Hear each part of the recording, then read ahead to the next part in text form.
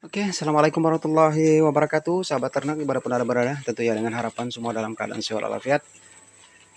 Tak kurang satu apapun diberikan kemudahan oleh Allah Subhanahu Wa Taala dalam beraktivitas, baik yang mungkin saat ini sedang beraktivitas di kandang maupun di tempat-tempat lainnya.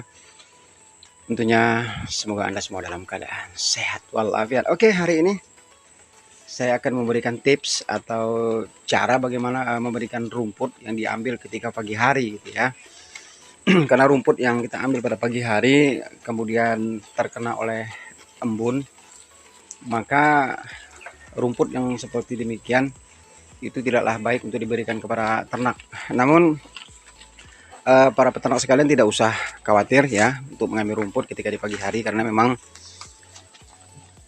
rumput ini sebaiknya kita berikan paling tidak 2 jam setelah kita ambil dari sawah atau dari tempat-tempat lainnya. Jadi beberapa hal yang ingin saya sampaikan kepada para peternak sekalian untuk rumput atau daun-daunan yang memang diambil di pagi hari kemudian terkontaminasi oleh embun pagi. Rumput yang seperti demikian biasanya akan menimbulkan berbagai macam hal. Pertama, kadar air yang ada pada rumput terlalu tinggi gitu ya.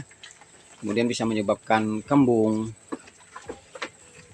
Kemudian bisa mengganggu proses pencernaan karena memang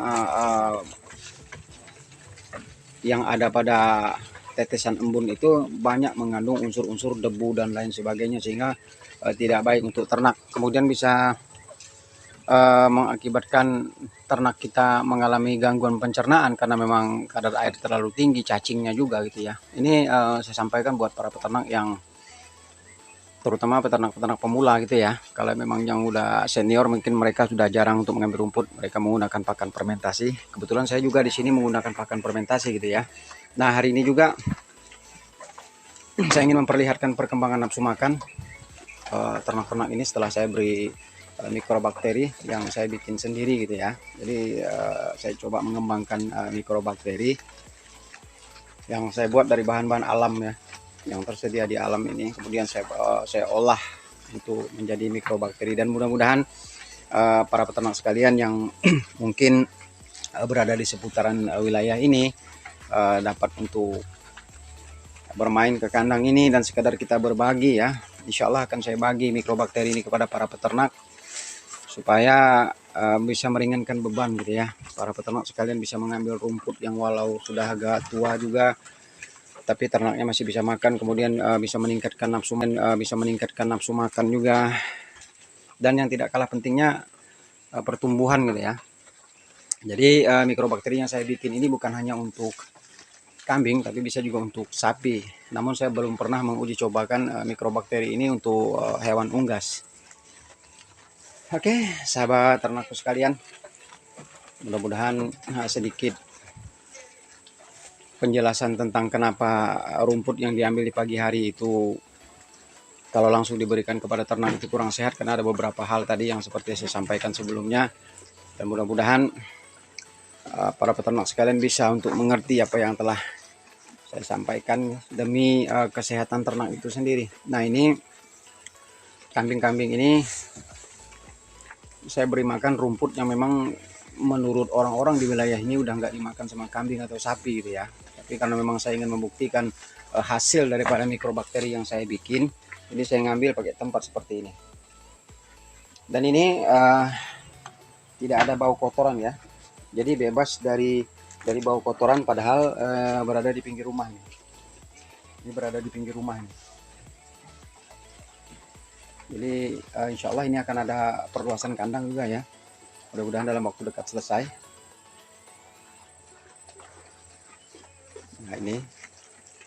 Dan ada beberapa jenis pakan yang memang mengandung racun ya. Perlu juga sahabat ternak ketahui, seperti pohon singkong. Ada beberapa pohon yang memang saya juga kurang paham nama latinnya gitu ya. Nanti akan saya tunjukkan beberapa pohon, beberapa daun yang mengandung cyanida. Namun sahabatku sekalian tidak perlu khawatir, itu tidak berpengaruh fatal terhadap ternak, dengan catatan makanan itu tidak diberikan dalam keadaan segar dulu. Ya, ini indukan.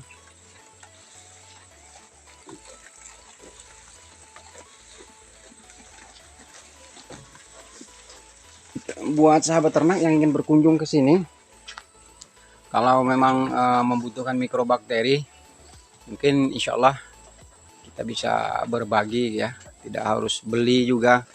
Yang penting para peternak sekalian bisa beternak dengan baik, punya keinginan beternak, sehingga mungkin sedikit bisa membantu perekonomian kita juga.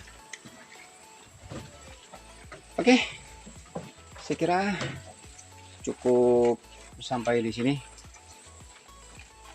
Mudah-mudahan ternak ini bisa berkembang biak. Buat rekan-rekan yang mungkin saat ini sedang beraktivitas di kandang, tentunya tetap berhati-hati juga, karena memang ada beberapa kejadian gitu ya. Saat ini ternak ada yang dicuri, terutama punya rekan-rekan yang berada di sawah yang memang jauh dari penjagaan. Jadi harap berhati-hati juga. Kemudian kalau menghidup api seperti ini di bagian bawah juga harus berhati-hati juga, dan memang tidak usah terlalu kering untuk bahan yang dibikin asapan itu. Oke, saya kira cukup sampai di sini. Mudah-mudahan semua dalam keadaan sehat. Assalamualaikum warahmatullahi wabarakatuh.